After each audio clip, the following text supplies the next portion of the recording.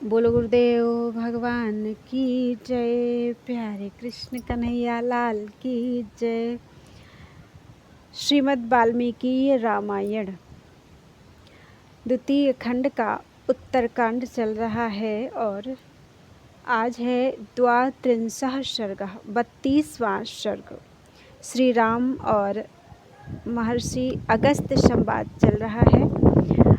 अर्जुन की भुजाओं से नर्मदा के प्रवाह का अवरुद्ध होना, रावण के पुष्पोपहार का बह जाना, फिर रावण आदि निशाचरों का अर्जुन के साथ युद्ध तथा अर्जुन का रावण को कैद करके अपने नगर में ले जाना।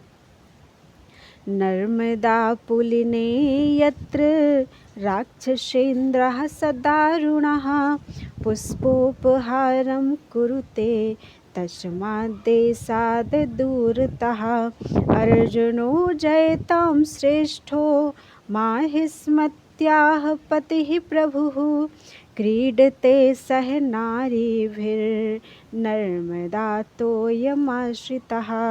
नर्मदा जी के तट पर जहाँ क्रूर राक्षस राज रावण महादेव जी को फूलों का उपहार अर्पित कर रहा था, उस स्थान से थोड़ी दूर पर विजयी वीरों में श्रेष्ठ माहिष्मतीपुरी का शक्तिशाली राजा अर्जुन अपनी स्त्रियों के साथ नर्मदा के जल में उतरकर क्रीड़ा कर रहा था। उन सुंदरियों के बीच में विराजमान राजा अर्जुन सहस्रों हथनियों के मध्य भाग में स्थित हुए गजराज के समान शोभा पाता था। अर्जुन के 1000 भुजाएं थीं। उनके उत्तम बल को जांचने के लिए उसने उन बहुसंख्यक भुजाओं द्वारा नर्मदा के वेग को रोक दिया। कृतवीर्य पुत्र अर्जुन की भुजाओं द्वारा रोका हुआ नर्मदा का वह निर्मल जल तट पर पूजा करते हुए रावण के पास तक पहुंच गया और उसी ओर उल्टी गति से बहने लगा। नर्मदा के जल का वह वेग मत्स्य, नक्र, मगर, फूल और कुशास्तरण के साथ बढ़ने लगा। उसमें वर्षाकाल के समान बाढ़ आ गई। जल का वह वेग जिसे मानो कार्तवीर्य अर्जुन ने ही भेजा हो, रावण के समस्त पुष्पोपहार को बहा ले गया। रावण का वह पूजन संबंधी नियम अभी आधा ही समाप्त हुआ था। उसी दशा में उसे छोड़कर वह प्रतिकूल हुई कमनीय कांति वाली प्रेयसी की भांति नर्मदा की ओर देखने लगा। पश्चिम से आते और पूर्व दिशा में प्रवेश करके बढ़ते हुए जल के उस वेग को उसने देखा। वह ऐसा जान पड़ता था मानो समुद्र में ज्वार आ गया हो। उसके तटवर्ती वृक्षों पर रहने वाले पक्षियों में कोई घबराहट नहीं थी। वह नदी अपनी परम उत्तम स्वाभाविक स्थिति में स्थित थी। उसका जल पहले ही जैसा स्वच्छ एवं निर्मल दिखाई देता था। उसमें वर्षाकालिक बाढ़ के समय जो मलिनता आदि विकार होते थे, उनका उस समय सर्वथा अभाव था। रावण ने उस नदी को विकार शून्य हृदय वाली नारी के समान देखा। उसके मुख से एक शब्द भी नहीं निकला। उसने मौन व्रत की रक्षा के लिए बिना बोले ही दाहिने हाथ की अंगुली से संकेत मात्र करके बाढ़ के कारण का पता लगाने के निमित्त शुक और सारण को आदेश दिया। रावण का आदेश पाकर दोनों वीर भ्राता शुक और सारण आकाश मार्ग से पश्चिम दिशा की ओर प्रस्थित हुए। केवल आधा योजन जाने पर ही उन दोनों निशाचरों ने एक पुरुष को स्त्रियों के साथ जल में क्रीड़ा करते देखा।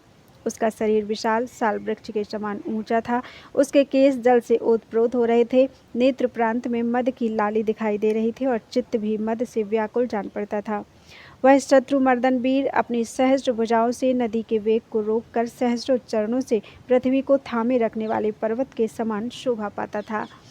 नई अवस्था की सहस्रों सुंदरियां उसे घेरे हुए ऐसी जान पड़ती थी मानो सहस्रों मदमत्त हथनियों ने किसी गजराज को घेर रखा हो। उस परम अद्भुत दृश्य को देखकर राक्षस शुक और सारण लौट आए और रावण के पास जाकर बोले, राक्षस राज, यहाँ से थोड़ी ही दूर पर कोई शाल वृक्ष के समान विशालकाय पुरुष है जो बांध की तरह नर्मदा के जल को रोककर स्त्रियों के साथ क्रीड़ा कर रहा है। उसकी सहस्त्र भुजाओं से नदी का जल रुक गया है, इसलिए यह बारंबार समुद्र के ज्वार की भांति जल के उद्गार की सृष्टि कर रही है। इस प्रकार कहते हुए शुक और सारण की बातें सुनकर रावण बोल उठा, वही अर्जुन है। ऐसा कहकर वह युद्ध की लालसा से उसी ओर चल दिया। राक्षसराज रावण जब अर्जुन की ओर चला, तब धूल और भारी कोलाहल के साथ वायु प्रचंड वेग से चलने लगी।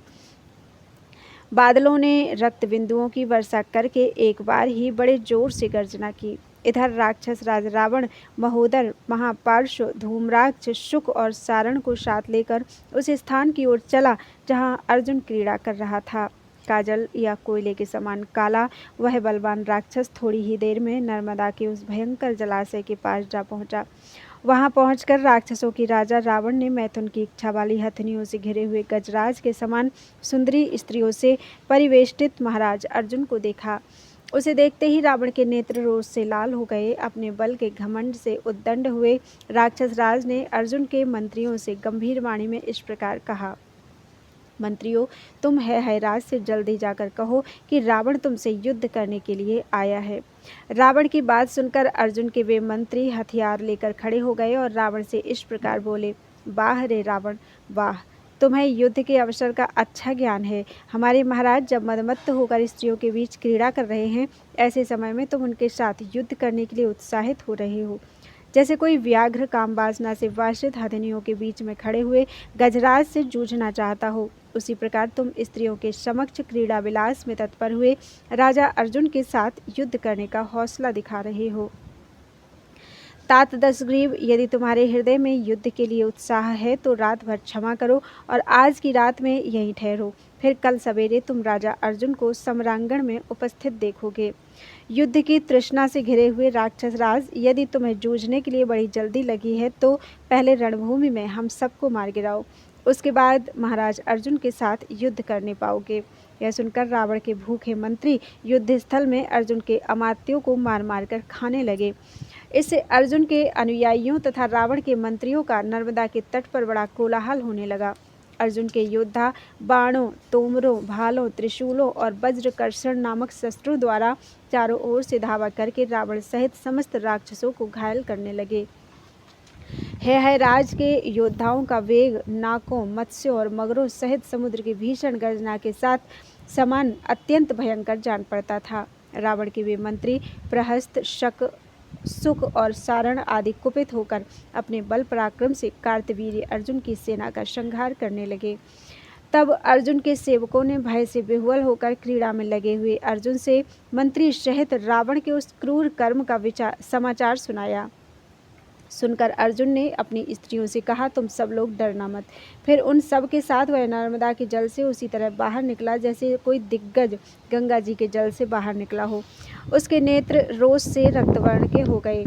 वह अर्जुन रूपी अनल प्रलय काल के महाभयंकर पावक की भांति प्रज्वलित हो उठा। सुंदर सोने के बाजूबंद धारण करने वाले वीर अर्जुन ने तुरंत ही गदा उठा ली और उन राक्षसों पर आक्रमण किया, मानो सूर्यदेव अंधकार समूह पर टूट पड़े हों। जो भुजाओं द्वारा घुमाई जाती थी, उस विशाल गदा को ऊपर उठाकर गरुड़ के समान तीव्र वेग का आश्रय लेकर राजा अर्जुन तत्काल ही उन निशाचरों पर टूट पड़ा। उस समय मूषलधारी प्रहस्त, जो विंध्यगिरि के समान अविचल था, उसका मार्ग रोककर खड़ा हो गया, ठीक उसी तरह जैसे पूर्व काल में विंध्याचल ने सूर्यदेव का मार्ग रोक लिया था। मद से उद्दंड हुए प्रहस्त ने कुपित होकर अर्जुन पर लोहे से मढ़ा हुआ एक भयंकर मूसल चलाया और काल के समान भीषण गर्जना की। प्रहस्त के हाथ से छूटे हुए उस मूसल के अग्रभाग में अशोक पुष्प के समान लाल रंग की आग प्रकट हो गई, जो जलाती हुई सी जान पड़ती थी। किंतु कार्तवीर्य अर्जुन को इससे तनिक भी भय नहीं हुआ। उसने अपनी ओर वेगपूर्वक आते हुए उस मूसल को गदा मारकर पूर्णतः विफल कर दिया। तत्पश्चात गदाधारी है राज, जिसे 500 भुजाओं से उठाकर चलाया जाता था, उस भारी गदा को घुमाता हुआ प्रहस्त की ओर दौड़ा। उस गदा से अत्यंत वेगपूर्वक आहत होकर प्रहस्त तत्काल पृथ्वी पर गिर पड़ा, मानो कोई पर्वत वज्रधारी इंद्र के वज्र का आघात पाकर ढह गया हो। प्रहस्त को धराशायी हुआ देख मारीच, शुक, सारण, महोदर और धूम्राक्ष सम्रांगण से भाग खड़े हुए। प्रहस्त के गिरने और अमात्यों के भाग जाने पर रावण ने नृपश्रेष्ठ अर्जुन पर तत्काल धावा किया। फिर तो 1000 भुजाओं वाले नरनाथ और 20 भुजाओं वाले निशाचर नाथ में वहाँ भयंकर युद्ध आरंभ हो गया, जो रोंगटे खड़े कर देने वाला था। विक्षुब्ध हुए 2 समुद्रों, जिनकी जड़ हिल रही हों, ऐसे 2 पर्वतों, 2 तेजस्वी आदित्यों, 2 दाहक अग्नियों, बल से उन्मत्त हुए 2 गजराजों, काम वासना वाली गाय के लिए लड़ने वाले 2 षांडों, जोर जोर से गरजने वाले 2 मेघों, उत्कट बलशाली 2 सिंहों तथा क्रोध से भरे हुए रुद्र और कालदेव के समान वे रावण और अर्जुन गदा लेकर एक दूसरे पर गहरी चोटें करने लगे। जैसे पूर्व काल में पर्वतों ने वज्र के भयंकर आघात सहे थे, उसी प्रकार वे अर्जुन और रावण वहां गदाओं के प्रहार सहन करते थे। जैसे बिजली की कड़क के से संपूर्ण दिशाएं प्रतिध्वनित हो उठती हैं, उसी प्रकार उन दोनों वीरों की गदाओं के आघातों से सभी दिशाएं गूंजने लगी। जैसे बिजली चमक कर आकाश को सुनहरे रंग से युक्त कर देती है, उसी प्रकार रावण की छाती पर गिराई जाती हुई अर्जुन की गदा उसके वक्षस्थल को सुवर्ण की सी प्रभा से पूर्ण कर देती थी। उसी प्रकार रावण के द्वारा भी अर्जुन की छाती पर बारंबार गिराई जाती हुई गदा किसी महान पर्वत पर गिरने वाली उल्का के समान प्रकाशित हो उठती थी। उस समय ना तो अर्जुन थकता था और ना राक्षस गणों का राजा रावण ही। पूर्व काल में परस्पर जूझने वाले इंद्र और बलि की भांति उन दोनों का युद्ध एक समान जान पड़ता था। जैसे सांड अपने सींगों से और हाथी अपने दांतों के अग्रभाग से परस्पर प्रहार करते हैं, उसी प्रकार वे नरेश और निशाचर राज एक दूसरे पर गदाओं से चोट करते थे। इसी बीच में अर्जुन ने कुपित होकर रावण के विशाल वक्षस्थल पर दोनों स्तनों के बीच में अपनी पूरी शक्ति से गदा का प्रहार किया, परंतु रावण तो वर के प्रभाव से सुरक्षित था, अतः रावण की छाती पर वेगपूर्वक चोट करके भी वह गदा किसी दुर्बल गदा की भांति उसके वक्ष की टक्कर से 2 टूक होकर पृथ्वी पर गिर पड़ी। तथापि अर्जुन की चलाई हुई गदा के आघात से पीड़ित होकर रावण एक धनुष पीछे हट गया और आर्तनाद करता हुआ बैठ गया। दशग्रीव को व्याकुल देख अर्जुन ने सहसा उछलकर उसे पकड़ लिया, मानो गरुड़ ने झपट्टा मारकर किसी सर्प को धर दबाया हो। जैसे पूर्व काल में भगवान नारायण ने बलि को बांधा था, उसी तरह बलवान राजा अर्जुन ने दशानन को बलपूर्वक पकड़कर अपने 1000 हाथों के द्वारा उसे मजबूत रस्सों से बांध दिया। दशग्रीव के बांधे जाने पर सिद्ध, चारण और देवता शाबाश शाबाश कहते हुए अर्जुन के सिर पर फूलों की वर्षा करने लगे। जैसे व्याघ्र किसी हिरण को दबोच लेता है अथवा सिंह हाथी को धर दबाता है, उसी प्रकार रावण को अपने वश में करके है राज अर्जुन हर्षाति रेख से मेघ के समान बारंबार गर्जना करने लगा। इसके बाद प्रहस्त ने होश संभाला। 10 मुख रावण को बंधा हुआ देख वह राक्षस सहसा कुपित होकर है राज की ओर दौड़ा। जैसे वर्षा काल आने पर समुद्र में बादलों का वेग बढ़ जाता है, उसी प्रकार वहां आक्रमण करते हुए उन निशाचरों का वेग बढ़ा हुआ प्रतीत होता था। छोड़ो छोड़ो, ठहरो ठहरो, ऐसा बारंबार कहते हुए राक्षस अर्जुन की ओर दौड़े। उस समय प्रहस्त ने रणभूमि में अर्जुन पर मूसल और शूल के प्रहार किए, परंतु अर्जुन को उस समय घबराहट नहीं हुई। उस शत्रुसूदन वीर ने प्रहस्त आदि देवद्रोही निशाचरों के छोड़े हुए उन अष्टों को अपने शरीर तक आने से पहले ही पकड़ लिया। फिर उन्हीं दुर्धर एवं श्रेष्ठ आयुधों से उन सब राक्षसों को घायल करके उसी तरह भगा दिया जैसे हवा बादलों को छिन्न भिन्न करके उड़ा ले जाती है। उस समय कार्तवीर्य अर्जुन ने समस्त राक्षसों को भयभीत कर दिया और रावण को लेकर वह अपने सुहृदों के साथ नगर में आया। नगर के निकट आने पर ब्राह्मणों और पुरवासियों ने अपने इंद्र तुल्य तेजस्वी नरेश पर फूलों और अक्षतों की वर्षा की और सहस्र नेत्रधारी इंद्र जैसे बलि को बंदी बनाकर ले गए थे, उसी प्रकार राजा अर्जुन ने बंधे हुए रावण को साथ लेकर अपनी पुरी में प्रवेश किया। इत्यार्षे श्रीमद् रामायणे वाल्मीकि आदिकाव्ये उत्तरकांडे 32 सर्गः। इस प्रकार श्री वाल्मीकि निर्मित आर्ष रामायण आदिकाव्य के उत्तरकांड में 32वां सर्ग पूरा हुआ। बोलो वृंदावन बिहारी लाल की जय।